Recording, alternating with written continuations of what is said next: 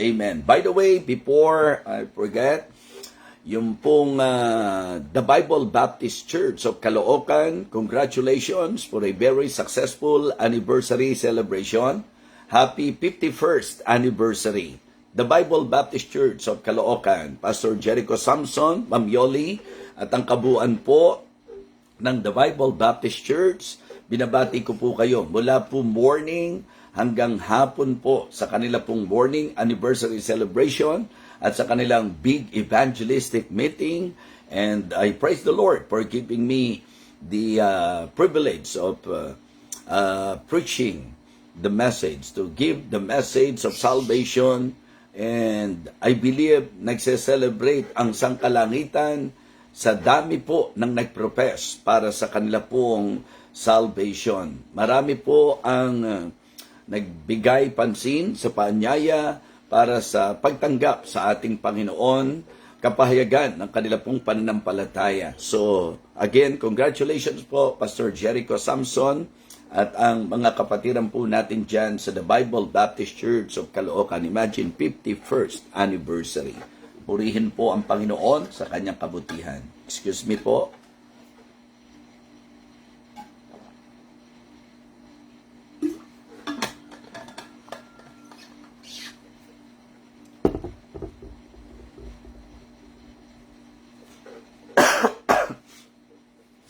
Imagine, nasa 1,000 po kami kahapon at medyo open air po yan.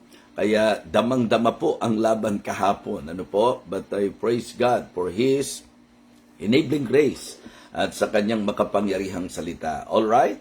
So, again, ang ating pong naging teksto ngayon ay nasa Matthew chapter 5 verses 14 to 16. Babasahin ko pong muli. Ye are the light of the world. A city that is set on a hill cannot be hid.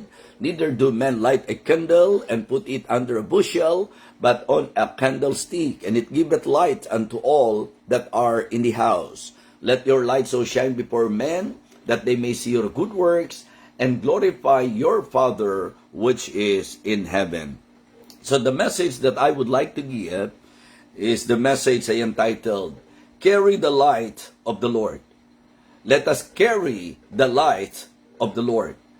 So, ang ating pong laging ini-establish, every time na nabibigyan pansin po ang talatang ito, ang deklarasyon po kasi mismo ng ating Panginoon sa kanyang mga alagad, sa mga mananampalataya, ye are the light of the world. Sa katotohanan po, Jesus Christ is the true light. And the message that the Lord Jesus Christ would like to say is that Christians are the reflection of His light. Yes, yan po ang eksaktong ibig sabihin ng Panginoon. Na ako at ikaw bilang mananampalataya, reflection po tayo ng ilaw, ng tunay na ilaw. Ang Panginoon ng tunay na ilaw, at tayo po ang kanyang liwanag dito po sa sanglibutan. Tayo po ang reflection ng ating Panginoon at ang kanyang malinaw na mensahe po, let your light so shine before men. Kumbaga, mas maganda raw po na yung reflection ng ating Panginoon na siyang true light ay mahayag sa mga tao. Let your light so shine before men that they may see your good works and glorify your Father which is in heaven. So maliwanag po na ang idea po ng pagliliwanag ng ating pong ilaw ay sa pamamagitan ng mabuting gawa. That is the reason why we always, we try our best to always remind the believers that even though we emphasize that salvation is by faith, pero nililinaw natin na ang tunay na faith ay magbubunga ng mabuting gawa. Yan po ang sinabi ng Ephesians chapter 2 and verse number 10, for we are His workmanship, created in Christ Jesus unto good works. Ang sabi ng Panginoon, let your light so shine before men, that they may see your good works and glorify your Father which is in heaven. So, ang pagliliwanag ng ating Panginoon sa buhay ng mga Kristiyano ay sa pamamagitan ng mabubuting gawa. Yun ang dapat mahayag. Yun ang dapat makita.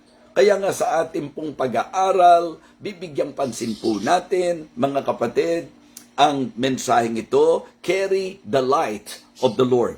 Atin pong dalhin ang liwanag ng Panginoon. Atin pong ihayag ang liwanag ng Panginoon. So mga kapatid, una po na magandang bigyang pansin po natin, we should carry the testimony of the Lord.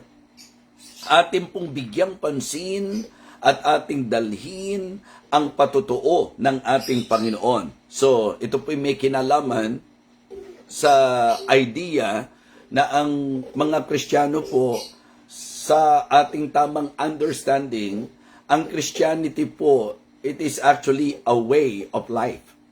Christianity is a way of life. Kaya Christ-likeness, di ba? Yung patutuo ng ating Panginoong Hesukristo, yun ang dapat dala-dala natin. That is the idea. Nung sinabi po niyang, let your light so shine before men, that they may see your good works and glorify your Father which is in heaven. So the Lord Jesus Christ is telling us to carry His testimony. Ang ibig sabihin, makita po ang Panginoong Hesukristo sa ating buhay, makita po ang patutuo ng Panginoon sa ating buhay. Kaya nga, lagi ko pong binabanggit na dapat sana, kung merong mga taong nanonotice na mabuting tao, dapat po yung mga Kristiyano yon. Dapat yung mga anak ng Diyos yon. Kaya po hindi magandang patutuo na nagkiklaim po tayo, na anak tayo ng Diyos, na Kristiyano na po tayo, na church tayo ng Panginoon, pero hindi po maganda ang pakitunguhan natin sa isa't isa. Hindi po maganda ang attitude natin sa isa't isa.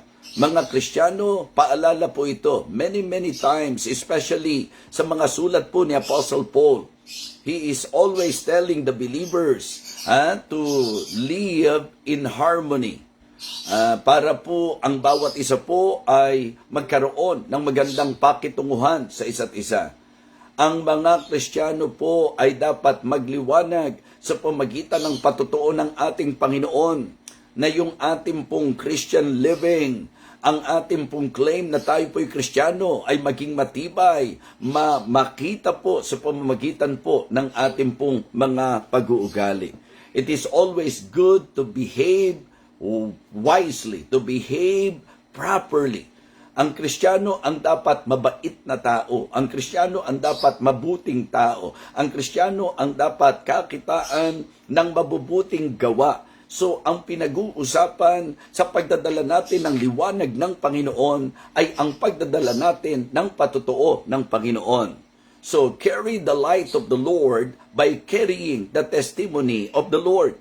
Tandaan niyo po, nabitbit natin ang pangalan ng ating Panginoon. Malinaw na malinaw po yan. So nung sinabi pong, let your light so shine before men that they may see your good works and glorify your Father which is in heaven.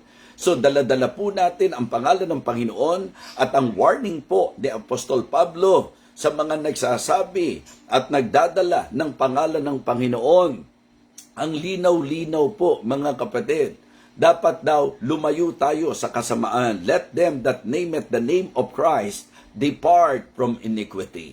Ang Kristiyanong totoo, humihiwalay sa kasamaan at siya po ay masasabi po nating kinakakakitaan ng mabuting gawa. Ito po'y mahalagang paalala ng salita ng Diyos.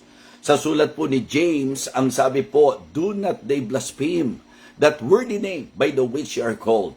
Always remember, bit-bit natin ang pangalan ng Panginoon. Tayo ang dapat kakitaan ng patutuo ng ating Panginoon.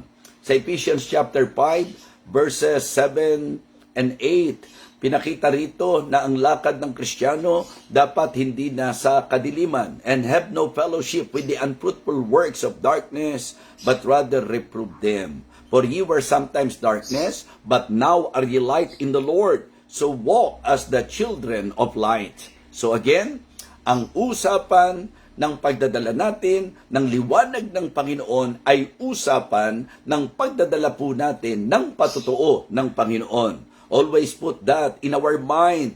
Kristiyano, ako po'y nananawagan, doon po sa idea ng talatang kabisado natin, yung sinabi pong, let your light so shine before men, ang idea po, ang patutuon natin, ang patutuon ng Panginoon sa buhay natin ay dapat mahayag.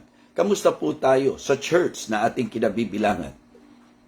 Tayo po ba'y kinakakakitaan ng tinatawag nating patutuo ng ating Panginoon? Mga kapatid, mahalaga po ito sapagkat yan po ang itinuturo ng salita ng Diyos. Maaalala niyo po na si Apostol Pablo, at ito po'y laging pinapaalala ko po sa mga mananampalataya, particularly sa Living Water Baptist Church, especially sa setup po namin na mas madalas hindi po nila ako kasama. Ang ipinapaalala ko po sa kanila lagi ay ang Philippians chapter 2 verses 12 and 13. Na ang sabi po mga kapatid, in fact, doon po sa mga sumusunod na talata hanggang 16, makikita nyo po na nandoon yung napakahalagang paalala. Ang sabi po ng Philippians chapter 2, beginning verse number 12, wherefore my beloved, as ye have always obeyed, not as in my presence only, but now much more in my absence. Yan po ang magandang patutuon ng Panginoon sa buhay ng mga tunay na mananampalataya. Nandyan ang pastor, wala ang pastor, may nakakakita o wala, ang pagkakristyano'y hayag, ang bunga ng kaligtasan ay hayag. Yan po ang kapuri-puri patungkol dito po sa mga taga-Pilipos. Bagamat may mga problems na gustong isettle ni Apostle Paul sa kanila at naging paalala ni Pablo na magiging kapulaanan at kasiraan. And the same thing that I would like to accomplish in this message, to rebuke everyone, to remind everyone na dapat maingat tayo sa usapang patutuo. Kaya sabi niya, wherefore, my beloved, as ye have always obeyed, not as in my presence only, but now much more in my absence, work out your own salvation with fear and trembling, for it is God which worketh in you. Napagandang paalala niyan eh. Pagka Kristiyano po tayo, may Diyos na gumagawa sa atin, for it is God which worketh in you both to will and to do of His good pleasure. Kaya sabi niya, do all things without murmurings and disputings. Ang mga tunay na anak ng Diyos, hindi dapat nagdadabog sa pagsunod sa utos ng Diyos. Amen? Hindi dapat bulong ng bulong. Do all things without murmurings and disputings, that you may be blameless and harmless, the sons of God without rebuke in the midst of a crooked and perverse nations, among you whom you shine as lights in the Lord. So yun po yung napakagandang paalala po sa bawat isa sa atin. Carry the light of the Lord by carrying His testimony. Ito ay may kinalaman sa ating pong Christian living. May kinalaman po ito sa pagkawagis natin sa ating Panginoon. So, again, nung sinabi ng Panginoon, let your light so shine before men, that they may see your good works, ang idea po nito is about the testimony of the Lord. Second, this is also about the task of the Lord. Yes, carrying the light of the Lord by carrying the task. Ako at ikaw ay inutusan, inatasan ng ating Panginoon. So kanina, patungkol sa ating Christian living, ngayon naman patungkol sa commission. This is about the Great Commission, ang utos ng ating Panginoon. Matthew chapter 28, please may I remind all of you believers, all of you members of the church. Ang sabi po, go ye therefore and teach all nations, baptizing them in the name of the Father and of the Son and of the Holy Ghost, teaching them to observe all things whatsoever I have commanded you, and lo, I am with you always, even unto the end of the world. Gusto ko pong ipaalala sa bawat mananampalataya na meron pong task na kung saan sa pamamagitan nito, we will carry the light by carrying our task. Ang Great Commission po ay para sa church, ang Great Commission po ay para sa Kristiyano, na tayo daw po ay dapat humayo. John chapter 15 and verse number 16, ye have not chosen me. The Lord Jesus Christ said, ye have not chosen me, but I have chosen you and ordained you that you should go and bring forth fruit, and that your fruit should remain, so that whatsoever shall ask of the Father in my name, He may give it you. Kaya nga, yung pong ating laging ikinukonsider na talata para paalalahanan po tayo na mula pa po doon sa 120 disciples ng ating Panginoong Jesucristo nung siya po ay nag-resurrect. Bago po siya mag-ascend, ibinigay po niya ang Great Commission sa kanila at yan po'y lagi nating napapakinggan sa mga missions conference, and it is good to always be reminded, mga kapatid, na ang Kristiyano po ay may atas ng Panginoon, na ang Kristiyano po ay may utos ng Panginoon. At kailangan po, in carrying the light, we need to carry the task. And in Acts chapter 1 and verse number 8, ito po ay dapat wag kalilimutan ng mga totoong Kristiyano. Ang sabi ng Panginoong Jesus sa kanyang mga alagad, mula po doon sa 120 na kung saan sa naging pagpapatuloy, may mga naging converts, naging 3,000, naging 5,000, naging multitude, dumami po sila ng dumami, sapagkat daily nagliligtas ang Panginoon. At doon po, mga kapatid, nagpasimula pong binigyang diin ng Panginoon before His ascension. He gave His Great Commission. Ang sabi niya sa Acts chapter 1 verse number 8, but ye shall receive power after that the Holy Ghost is come upon you, and ye shall be witnesses unto me, both in Jerusalem and in all Judea and in Samaria and unto the uttermost part of the earth. Kaya po ang isang totoong kalipunan ng Panginoon, ang true Church of God, ay meron pong puso sa misyon. At pagka pinag-usapan po natin ang misyon, dapat po, mga kapatid, balanse ang pagtanaw po natin dyan. Dito man sa bansang Pilipinas o doon sa ibang bansa, even sa mga foreign land, tandaan nyo po na ang Great Commission po, ang utos ng Panginoon, ito po'y systematic, ito po'y simultaneous, and it is scriptural. So, ito ang napakaganda na nabibigyang diin sa mga Kristiyano, that in carrying the light of the Lord, we need to carry the task. That is the reason why ang Great Commission dapat hindi nakakalimutan. Ito'y dapat laging binibigyan ng emphasis, and members, maging masaya po tayo at ating pong i-consider na talagang tama po na ang church natin ay nagbibigay lagi ng importansya sa mission. So we need to carry the task. Yun po yung idea.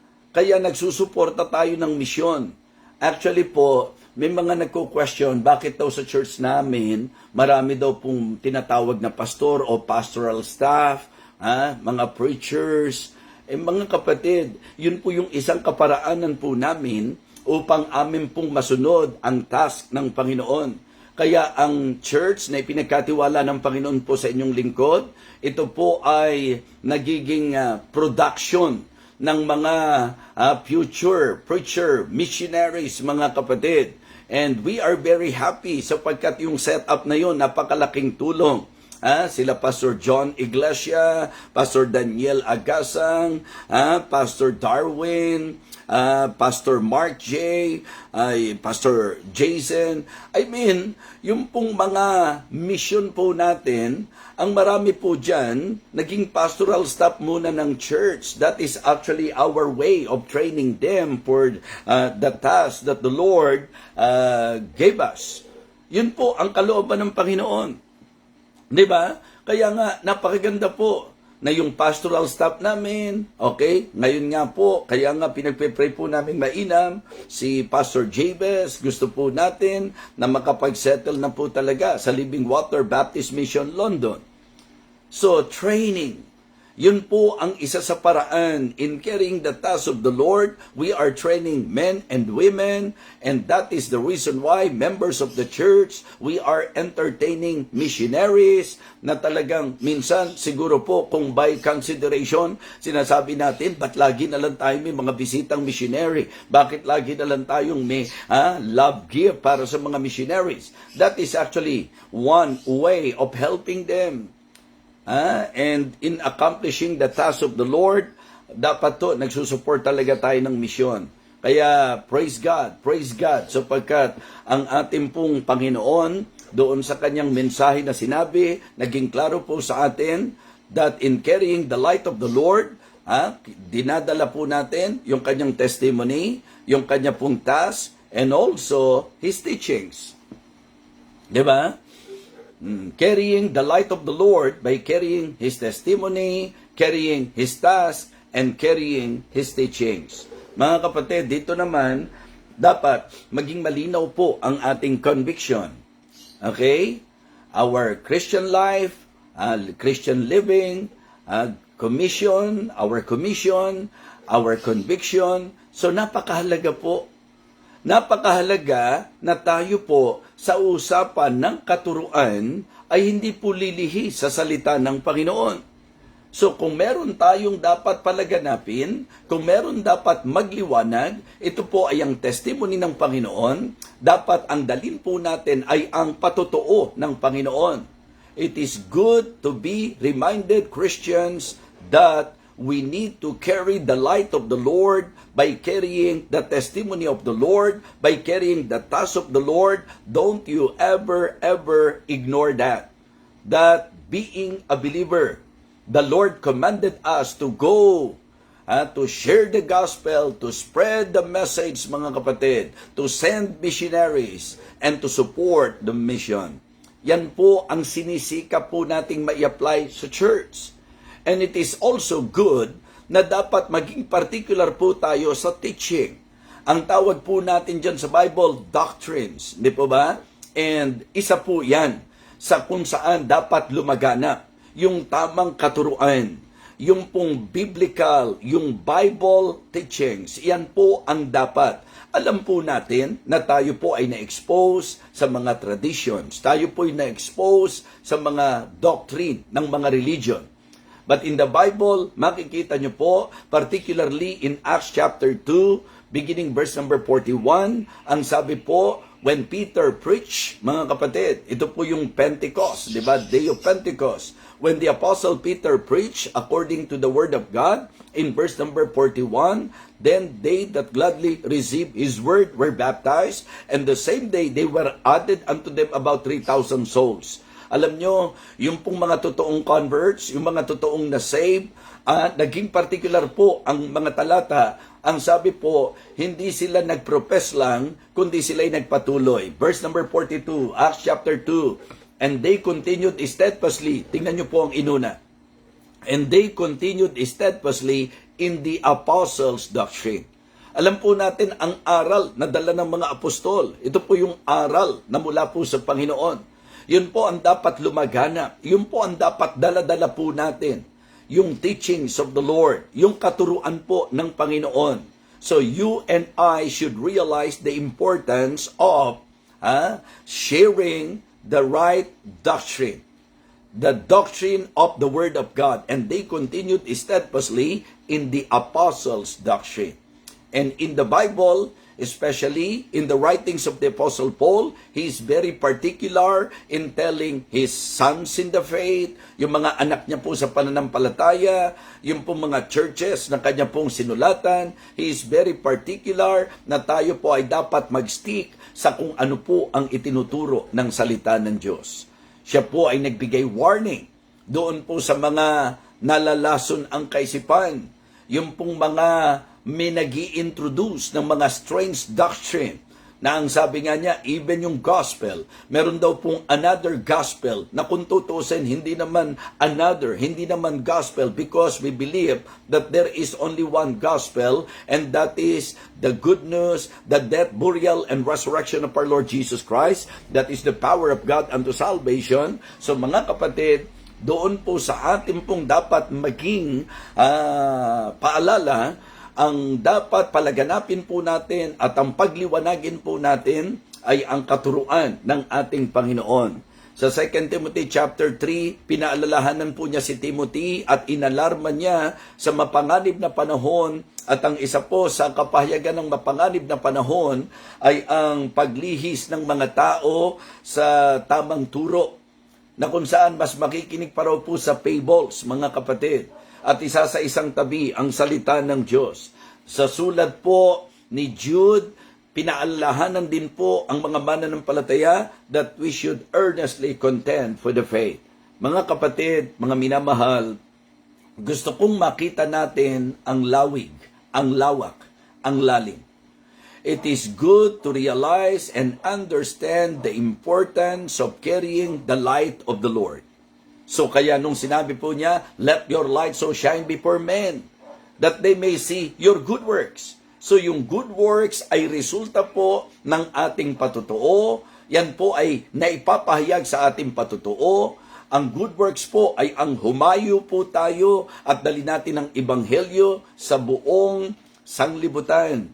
Ang masasabi po nating good works po ay ang ituro natin ang tamang katuruan mula po sa salita ng Diyos. Kaya mga kapatid, mga minamahal, napakagandang paalala po ng ating naging pagsasalo-salo ngayon. So the Lord Jesus Christ, according to what He said, ang sabi niya, ye are the light of the world. Hindi raw po yan dapat na itatago. Wala raw pong nagsisindi ng kandila at ilalagay daw po, and put it under a bushel. Hindi raw po. Mga kapatid, ang sabi po, neither do man light a candle and put it under a bushel, but on a candlestick. Ibig sabihin, sa tamang lalagyan.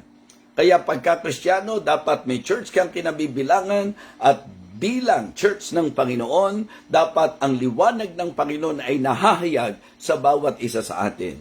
Kaya nga, kahit sa mga pastor, magandang napapaalalahanan po kami.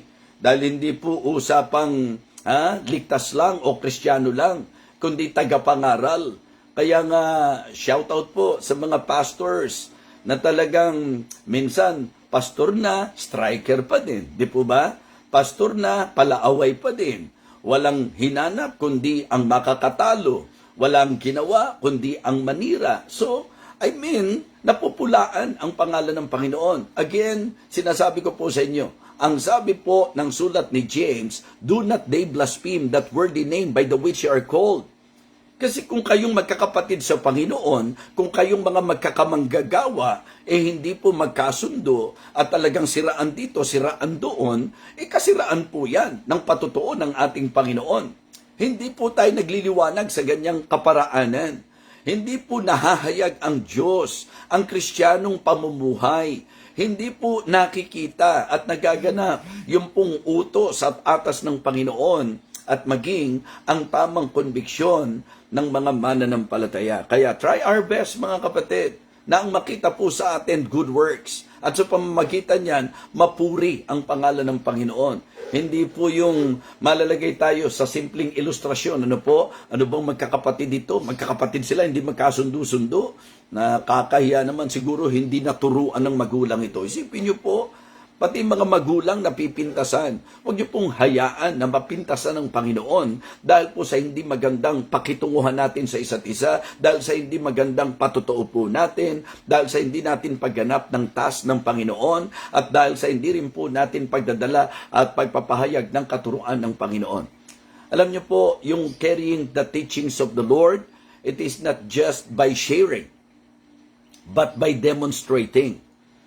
Minsan, ang pinakamabisang turo, yung example na makikita sa buhay natin. Tama po ba? Testimony pa rin po yun, in a way. Diba? May mga bagay na kahit hindi mo sabihin, dahil sa example na nakita mo, nagturo ka na rin sa mga tao. So, kaya sa mga magulang, yung pagpunta nyo po sa church, pagtuturo yan. Kahit di mo sila sabihan, pag pumupunta ka sa church, itinuturo mo sa kanila na tama ang pagpunta sa church. Yung faithfulness mo sa giving, pagtuturo po yan. Nakikita ng mga anak natin yan. Nakikita ng mga tao yan. Hindi ka para magpasikat, hindi ka para magparangalan. Pero mga kapatid, yan po ay teaching din. Paano mo i-expect na ang anak mo magiging giver kung ikaw mismo na magulang nila nakikita na hindi ka faithful sa iyong giving? How can you teach your children about the importance of worshiping the Lord kung nakikita nila na very shallow ang treatment mo sa pananambahan at pagpunta sa church? So, teaching by example, teaching by exhortation. Di po ba? Yun po yun. Nagtuturo tayo sa example natin, nagtuturo tayo sa exhortation po natin. Kaya ngayong umagang ito, I hope and I pray na ang bawat isa po sa atin ay napaalalahanan at napagpala sa napakahalagang turo ng salita ng Diyos. Isang napaka-pamilyar na talata na posible po, mga kapatid, posible po na tayo po ay nakakalimot dito? Isang pamilyar at maaring tayo mismo kabisado natin. Let your light so shine before men that they may see your good works and glorify your Father which is in heaven. Ang binigyan po natin ng emphasis sa carrying the light of the Lord is our testimony, our task, and our teaching. Or the task, the testimony of the Lord, the task of the Lord, and the teachings of the Lord. Kaya maging particular po tayo. Tayo ang bukas na liham. Ye are our epistle written in our hearts, known and read of all men. Paano nila nababasa ang ating buhay? Tayo po ba ay may malinaw na mensahe? Tayo po ba ay ilaw, refleksyon ng Panginoon na nagliliwanag? Pagka ikaw ay umaate ng church, nakikita ng mga anak mo, kung talagang particular ka ba, dapat on time tayo sa church. Dapat maaga tayo sa church. Di ba? Kasi kapag po, kahit anong oras natin gustong pumunta, without you knowing, parang itinuro mo na rin sa kanila. Yung ganun lang ang dapat maging trato sa gawain ng Panginoon. Mga kapatid, marami pang bagay na po pwede pong maging aplikasyon po natin ng message na ito. Again, let us carry the light of the Lord. By carrying the testimony of the Lord, the task of the Lord, and the teachings of the Lord. Always remember, ang halaga ng Christ-likeness, ng commission, at ng conviction. Muli po, maraming salamat po sa inyo. Kaya, again huwag kayong makukulitan sa atin. Kristiyano tayo, ayusin natin ugali natin. Kristiyano tayo, ayusin po natin ang pamumuhay natin. Kristiyano tayo, sundin po natin ang utos ng Panginoon. Kristiyano po tayo, mabuhay tayo sa katuruan ng ating Panginoon. Let us pray. Our gracious loving God, again, we thank you and praise you sa amin pong naging pagsasalo-salo sa iyo pong salita. Tunay na napakahalaga na kami po'y napapaalalahanan, Panginoon. And thank you po sa amin pong malakas na signal ngayon na nakapag-aral po kami ng may liwanag dakilang Diyos. And Lord, may we realize that we are so privileged na isa sa mapili mo para mabigyang pansin ang patotoo na dapat dala-dala po namin bilang ikaw ang nasa buhay namin, Panginoon. May this message be a reminder to every believer. May we realize the importance of our testimony, of our task, and of our teaching, Heavenly Father. Again, we praise you. May you continue to bless this ministry, O God, ang ministry po ng Believers Breakfast with BFDB. Salamat po sa mga taga-subaybay, salamat po sa mga nagtuturo ng mga aral na ito na naibabahagi po namin.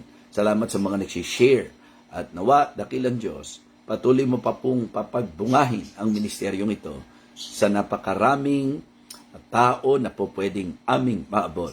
Sa iyo po ang kapurihan, sa iyo po ang kadakilaan, sa pangalan po ng aming Panginoong Jesus, ito po ang aming panalangin. Amen.